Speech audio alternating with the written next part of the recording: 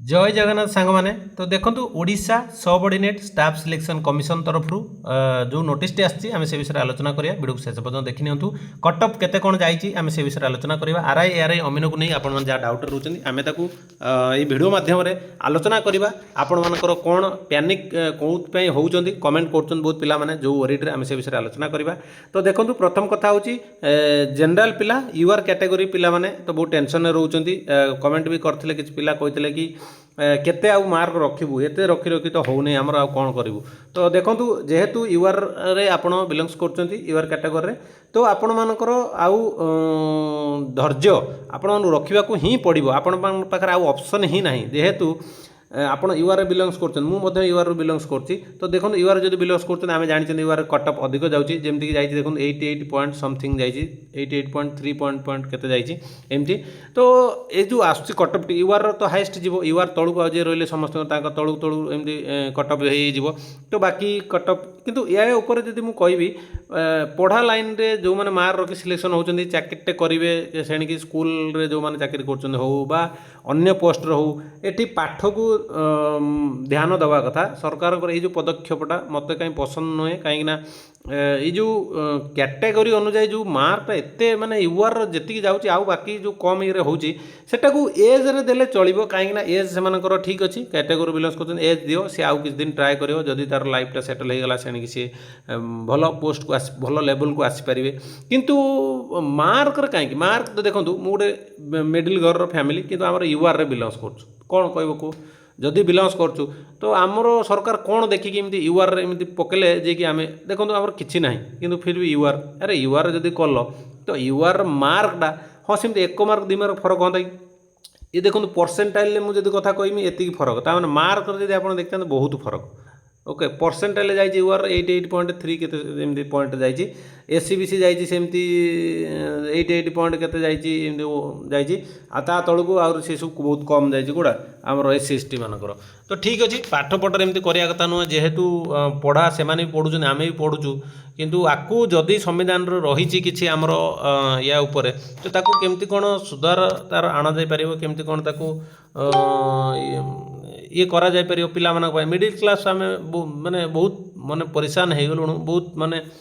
उल्टा माने सब माने आम तलक तलक दिन को दिन जाऊँ मिडिल क्लास माने आम किसी ही माने भैल्यू ना ये दुनिया रे आम देखु ओके। तो जेहेतु आम पाखे जो ऑप्शन ही ना से कहूँ देखो यूआर पिला मेहनत ऊपर ही मेहनत करा पड़े जदि तुम लग बाजिगला ना ना आप ऑप्शन ही किसी ना ओके। तो या ऊपर तो किसी भी आउ कौन करें आम कहतु जहाँ हो आम जहाँ अच्छे आम से विषय आलोचना करवा। तो यूआर जहाँ कटअप आप जानले तो एससी विषय जानले एससी आउर बहुत कम जाइए। तो जदि देखा गले आपण बहुत मेहनत करा पड़े यूआर पिला ठीक अच्छे। तो यार कटअप तो गला तापर परवर्ती कथा हो जो नोटिफिकेशन आसी देखूँ जोटा अननेसेसरी देखो एथिरे किसी आप्लिकेसन जो रही जो बढ़ा जाइए पिला माने प्राय पकई सारी ओके आ जो मैंने पकेयार नथिबो से पकेबे कहीं जो मानकर अलगा ये से सिलेक्शन कर अलगा जॉब जो मान चाकरी हो जाए सीजीएल है बीएसएफ तापर ये जो रिजल्ट बाहर आम एसएससी रिजल्ट बाहर आम गाँव भी केते पिला पाई आम एरिया रे पिला पाई। तो देखो बहुत पिला एमती ओडिशा रे पाइबे तो से स्किप करेंगे तो ता भर स्किप न कले अल्प किसी कले भी अल्प किसी स्किप करेंगे ठीक अच्छे। तो एमती जीव तापर सीजीएल जो मैंने पाई से चाकरी हो गलानी तो से चाकरी होगानी एमती बहुत सारा पिला स्किप करेंगे आ बाकी जो रही जो एक्सटेंशन थरे जो कर पिला अप्लाई करदे पुणी एवं देखो जो बाहर आउ कि दिन तो फेब्रुआरी मार्च कति पड़ेगा। तो आपको देखे खाली आपण मानू टेंशन ही दवा कथा या छड़ा किसी नुह आ कौन कि मत कहना ये जो ओपीएससी द्वारा जो नोटिफिकेशन आसुच्छी आमको देखुचे आम टेंशन अधिक हो जाए अरे आमर जोड़ा दरकार आमर एग्जाम केबे हम से विषय लिखाई आमर कौन केमती एग्जामटा आमर कि प्रीवियस क्वेश्चन जोड़ा जमी आगुरी छाड़ूला जोड़ा से गुड़ा देता तापर बर्तमान रहा आमर कौन आरआई अमीनर परीक्षा केबे हम जो प्रिलिमिनारी एग्जाम तो जाइए मेन एग्जाम ताकू केमती कौन केबे एग्जाम हम केबे तार रिजल्ट आसो एमती आगुरी जो गोटे कैलेंडर कर दियते तो आउर सुविधा हाँ आमको जाना जमी वो डबल एस जमी आसे आगुरी कैलेंडर तो कैलेंडर कर दिंता तुम आरआई परीक्षा एवं हम ଏଇ ଏତିକି ତାରିଖ ଆର୍ଆଇ ପରୀକ୍ଷା ତାର ରେଜଲ୍ଟ ଏତିକି ତାରିଖ ଆସିବ ତାର ଇଏ ସେମାନେ ଏଡ଼େ ବଡ଼ ବଡ଼ ପୋଷ୍ଟରେ ଅଛନ୍ତି ଏତେ ବଡ଼ ବଡ଼ ସଂସ୍ଥା ସମ୍ଭାଳୁଛନ୍ତି ତ ନିହାତି ଭାବରେ ଏଇ ଜିନିଷ କରିପାରିବେ। ଏଇଟା ଯାହା ମୋର ଯାହା ନିଜର ଗୋଟେ ମତାମତ ମୁଁ କହୁଛି ଆପଣମାନେ କମେଣ୍ଟ ମାଧ୍ୟମରେ କରିବେନି କମେଣ୍ଟ କରିବେ କ'ଣ ଆପଣମାନେ ଚାହୁଁଛନ୍ତି। ଗୋଟେ କ୍ୟାଲେଣ୍ଡର ଯଦି କରିଦିଅନ୍ତେ ଆଗରୁ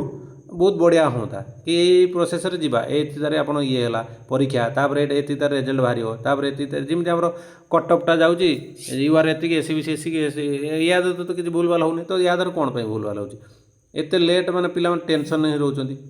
ଓକେ ହଁ ଆମେ ଜାଣିଛୁ ଗୋଟେ ଜିନିଷ ଟାଇମ୍ ଟୁ ଟାଇମ୍ ହେଇଯାଉଛି